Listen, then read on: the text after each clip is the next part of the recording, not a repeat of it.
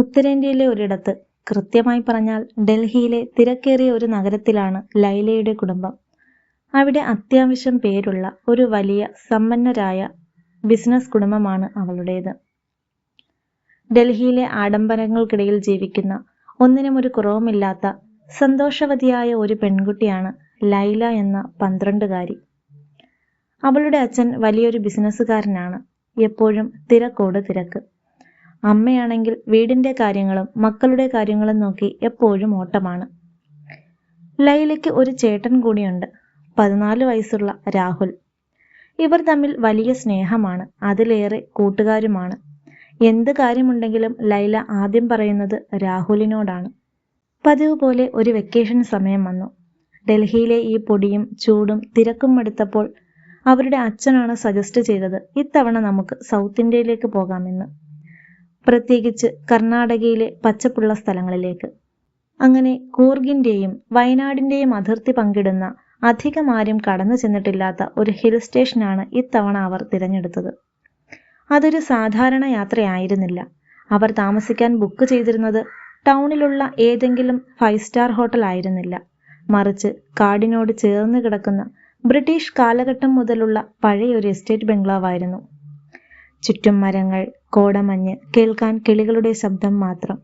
സ്വർഗം പോലെ സുന്ദരമായ ഒരിടം, ആരും കൊതിച്ചു പോകുന്ന സൗന്ദര്യം. പക്ഷേ ആ സൗന്ദര്യത്തിന് പിന്നിൽ വലിയൊരു ചതി ഒളിഞ്ഞിരിപ്പുണ്ടെന്ന് ആ പാവം കുടുംബം അറിഞ്ഞിരുന്നില്ല. അവരെ കാത്തിരിക്കുന്നത് ഒരു ദുരന്തമാണെന്ന് അവർ സ്വപ്നത്തിൽ പോലും കരുതിയില്ല. അവിടെ എത്തി ആദ്യത്തെ 2 ദിവസം വലിയ കുഴപ്പമില്ലാതെ കടന്നുപോയി. അവർ സ്ഥലങ്ങൾ കണ്ടു, ഫോട്ടോസ് എടുത്തു, നല്ല ഭക്ഷണം കഴിച്ചു. എല്ലാവരും വളരെയധികം ഹാപ്പി. എന്നാൽ 3-ാം ദിവസം, അന്നുച്ചയ്ക്ക് നടന്ന ആ സംഭവം, അതാണ് എല്ലാറ്റിൻ്റെയും തുടക്കം. അന്നുച്ചയ്ക്ക് നല്ല വെയിലുള്ള സമയത്ത് അച്ഛനും അമ്മയും നല്ല ക്ഷീണം കാരണം ബംഗ്ലാവിൽ തന്നെ വിശ്രമിക്കാൻ തീരുമാനിച്ചു. പക്ഷേ ലൈലയ്ക്കും രാഹുലിനും വെറുതെ ഇരിക്കാൻ തോന്നിയില്ല. ചെറുപ്പമല്ലേ, ആ കാടിന്റെ ഭംഗി അവരെ മാടി വിളിച്ചു. അവർ ആ എസ്റ്റേറ്റിന്റെ പുറകുവശത്തേക്ക് നടക്കാൻ തുടങ്ങി. എസ്റ്റേറ്റിന്റെ അതിർത്തി കഴിയുന്നിടത്ത് വലിയൊരു മുള്ളുവേലിയുണ്ടായിരുന്നു. അതിൽ തുരുമ്പിച്ച ഒരു പഴയ ബോർഡും, ഡേഞ്ചർ, റെസ്ട്രിക്റ്റഡ് ഏരിയ. പ്രവേശനം നിരോധിച്ചിരിക്കുന്ന ആ മേഖലയിൽ സാധാരണഗതിയിൽ ആരും അങ്ങോട്ട് പോകില്ല. ആ ബോർഡ് കണ്ടാൽ തന്നെ പേടിയാകും. പക്ഷേ കൗതുകം, അത് മനുഷ്യന്റെ ഏറ്റവും വലിയ ശത്രുവാണല്ലോ. രാഹുൽ പറഞ്ഞു, നമുക്ക് നോക്കാം അവിടെ എന്താണെന്ന്. വേറെ ആരും കാണില്ലല്ലോ. ലൈല ആദ്യമൊന്നും മടിച്ചു. വേണ്ട ചേട്ടാ, അച്ഛനറിഞ്ഞാൽ വഴക്കു പറയും. പക്ഷെ രാഹുലിന്റെ നിർബന്ധത്തിന് വഴങ്ങി അവസാനം അവളും അവനോടൊപ്പം അവിടേക്ക് പോയി. അവർ ആ വേലി എങ്ങനെയൊക്കെയോ ചാടിക്കടന്ന് കാടിന്റെ ഉള്ളിലേക്ക് നടന്നു. കുറേ ദൂരം ചെന്നപ്പോൾ അവർ കണ്ട കാഴ്ച വിചിത്രമായിരുന്നു. കാടിന്റെ നടുക്ക് പണ്ടെപ്പോഴോ തകർന്നു പോയ, കാട് പിടിച്ചു കിടക്കുന്ന ഏതോ ഒരു പഴയ കെട്ടിടത്തിന്റെ അവശിഷ്ടങ്ങൾ. നോക്കുമ്പോൾ ബ്രിട്ടീഷുകാർ എന്തോ ലബോറട്ടറി പോലെ ഉപയോഗിച്ചിരുന്ന ഒരു സ്ഥലമാണെന്ന് തോന്നിക്കും.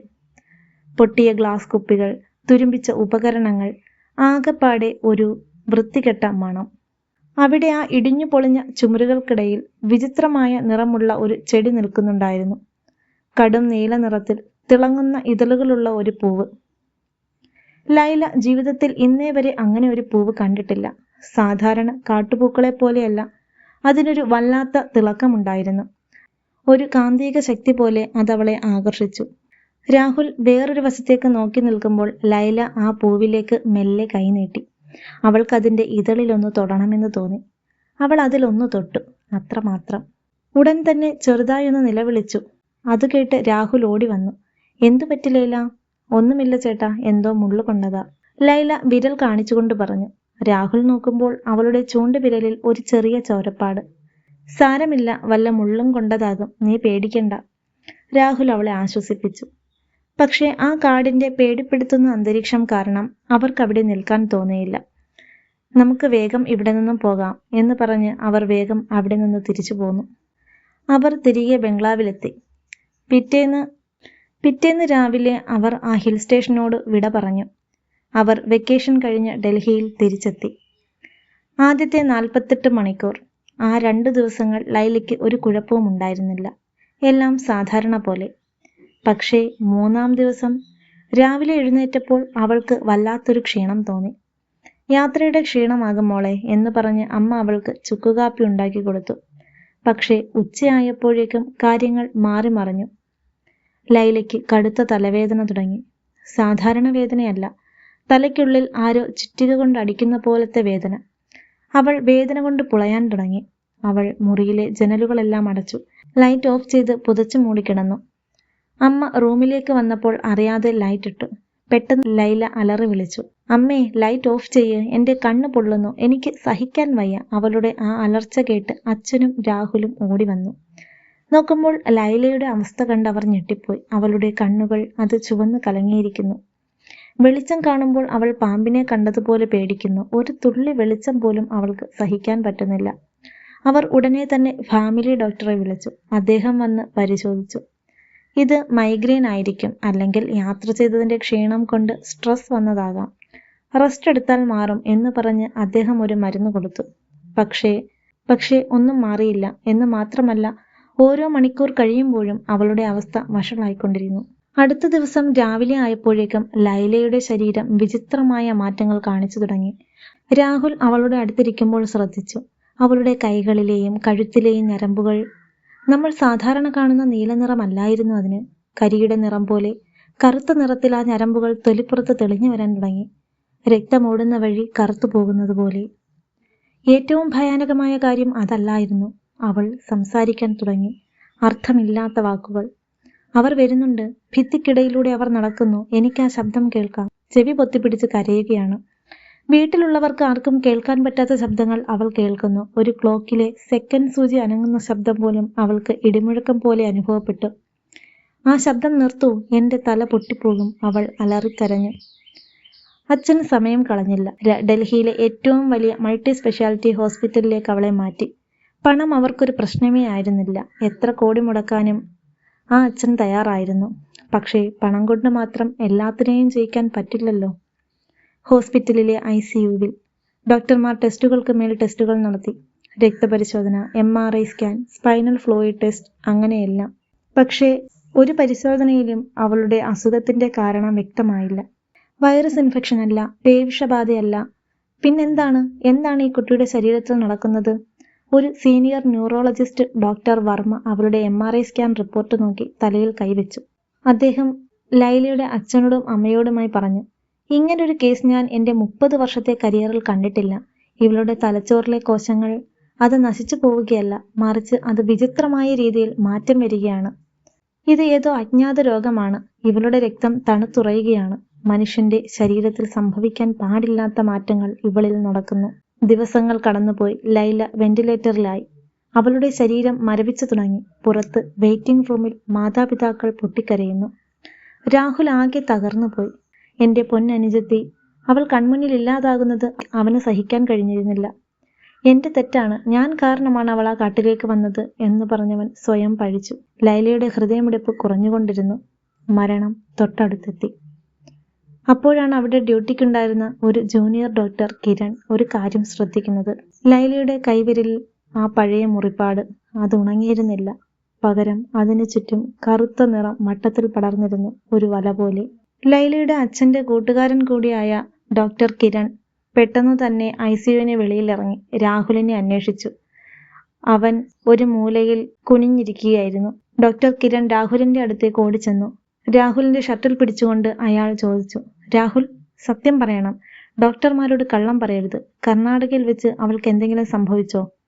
പാമ്പോ ചിലന്തിയോ മറ്റെന്തെങ്കിലുമോ അവളെ കടിച്ചിരുന്നോ? എവിടെയാണ് നിങ്ങൾ പോയത്? രാഹുൽ കരഞ്ഞുകൊണ്ട് ആ കാട്ടിലെ കാര്യവും അവിടെ കണ്ട ആ പഴകിയ കെട്ടിടത്തെ പറ്റിയും അവിടെ ഉണ്ടായിരുന്ന തിളങ്ങുന്ന നീലപ്പൂവിനെക്കുറിച്ചും പറഞ്ഞു. ഇത് കേട്ടതും ഡോക്ടർ കിരൺ ഒന്ന് ഞെട്ടി. അദ്ദേഹം പുറകോട്ട് മാറി. അദ്ദേഹത്തിൻ്റെ മുഖത്ത് ഭയം നിഴലിച്ചു. പിന്നീട് അയാൾ ഒരു നിമിഷം പോലും അവിടെ നിന്നില്ല. മെഡിക്കൽ ലാബിന് തൊട്ടപ്പുറത്തുള്ള ലൈബ്രറിയിലേക്ക് ഓടിക്കയറി. കുറച്ചു സമയം കഴിഞ്ഞാണ് അയാൾ തിരികെ ഇറങ്ങി വന്നത്. അപ്പോൾ അയാളുടെ കയ്യിൽ ഒരു ജേണലിൻ്റെ താളുകളുണ്ടായിരുന്നു. ആ പേപ്പറുമായി അയാൾ ലൈലയുടെ അച്ഛൻ്റെ അടുത്തേക്ക് ചെന്നു. അയാൾ രാഹുലിൻ്റെ മുഖത്തേക്ക് നോക്കി പറഞ്ഞു, രാഹുൽ, അവൾ തൊട്ടത് വെറും ഒരു പൂവിലല്ല, അതൊരു വിഷച്ചെടിയാണ്, ന്യൂറ എക്സ്. എന്താ ഡോക്ടർ അത്? രാഹുൽ ചോദിച്ചു. ബ്രിട്ടീഷ് ഭരണകാലത്ത് പരീക്ഷണങ്ങൾക്കായി അവർ വളർത്തിയ ഒരുതരം വിഷച്ചെടിയാണത്.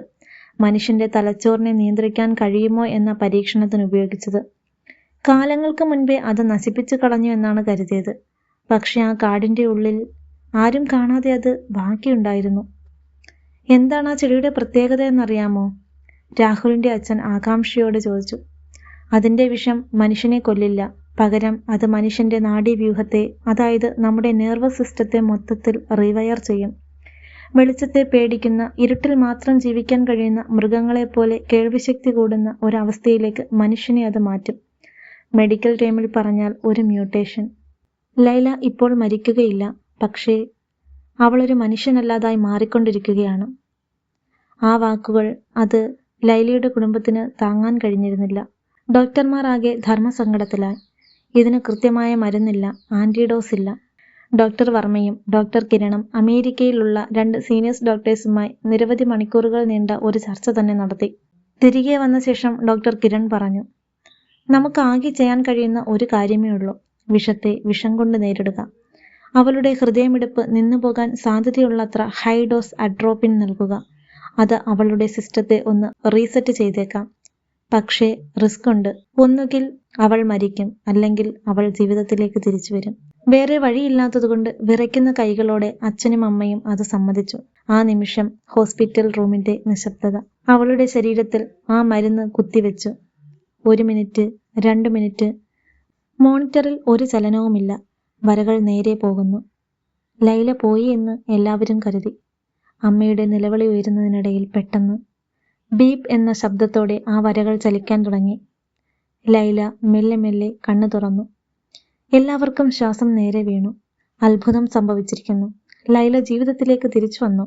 ഡോക്ടർമാർക്ക് പോലും വിശ്വസിക്കാൻ സാധിച്ചിരുന്നില്ല. അങ്ങനെ ഒരാഴ്ചത്തെ ചികിത്സയ്ക്ക് ശേഷം ലൈല വീട്ടിൽ തിരിച്ചെത്തി. പുറമേ നോക്കുമ്പോൾ അവൾ പഴയ ലൈല തന്നെയായിരുന്നു. അസുഖം പൂർണ്ണമായി മാറി. കുടുംബം വീണ്ടും പഴയ സന്തോഷത്തിലേക്ക് മടങ്ങി. ലൈല തൻ്റെ സഹോദരനൊപ്പം സന്തോഷത്തോടെ കളിക്കാനും ചിരിക്കാനും സ്കൂളിൽ പോകാനും തുടങ്ങിയിരുന്നു. പതിവ് പോലെ ഇന്നും അവർ രണ്ടാളും ഒരുങ്ങി സ്കൂളിലേക്ക് പോയി. പക്ഷെ സ്കൂളിലെത്തിയ രാഹുലിന്റെ മുഖത്ത് പഴയ ആ സന്തോഷം ഉണ്ടായിരുന്നില്ല. അവന്റെ മുഖത്ത് ഒരു ഭീതിയായിരുന്നു. അവന്റെ ഉള്ളിൽ ആരോടോ എന്തോ പറയാനായി വെമ്പുന്ന പോലെ. അതിന്റെ കാരണം കഴിഞ്ഞ ദിവസം രാത്രി അവനുണ്ടായ ഒരു അനുഭവമാണ്. ഇന്നലെ രാത്രി സമയം ഏകദേശം 2 മണി. വീട് മുഴുവൻ ഉറക്കത്തിലായിരുന്നു. രാഹുൽ വെള്ളം കുടിക്കാൻ എഴുന്നേറ്റപ്പോഴാണ് ഹാളിൽ നിന്ന് ഒരു ശബ്ദം കേട്ടത്. എന്തോ അനങ്ങുന്ന ശബ്ദം. അവൻ വാതിൽ മെല്ലെ തുറന്നു. ഹാളിൽ കൂരിരുട്ടാണ്. അവൻ റൂമിൽ നിന്നും ഹാളിലേക്കിറങ്ങി ചുറ്റും നോക്കി. അതാ അവിടെ ജനലിനരികിൽ പുറത്തെ നിലാവത്തേക്ക് നോക്കി അനങ്ങാതെ നിൽക്കുകയാണ് ലൈല. ലൈല, നീ ഉറങ്ങിയില്ലേ? രാഹുൽ ചോദിച്ചു. അവൾ മെല്ലെ, വളരെ മെല്ലെ തിരിഞ്ഞു നോക്കി. ജനലിലൂടെ വന്ന ആ ചെറിയ വെളിച്ചത്തിൽ രാഹുൽ ആ കാഴ്ച കണ്ടു. അവൻ ഭയം കൊണ്ട് മരവിച്ചു പോയി. അവളുടെ കണ്ണുകൾ അത് പഴയതുപോലെ ആയിരുന്നില്ല. ഇരുട്ടിൽ തിളങ്ങുന്ന ഒരു പൂച്ചയുടെ കണ്ണുകൾ പോലെ അത് പച്ച നിറത്തിൽ ജ്വലിക്കുന്നുണ്ടായിരുന്നു. അവൾ രാഹുലിനെ നോക്കി ഒന്ന് ചിരിച്ചു. മനുഷ്യൻ്റേതല്ലാത്ത ഒരു ചിരി. പ്രകൃതിയിലെ ചില രഹസ്യങ്ങൾ അത് തേടി പോകാതിരിക്കുന്നതാണ് നല്ലത്. ചില പൂക്കൾ സൗന്ദര്യം ആസ്വദിക്കാനുള്ളതാണ്, അത് സ്വന്തമാക്കാനുള്ളതല്ല.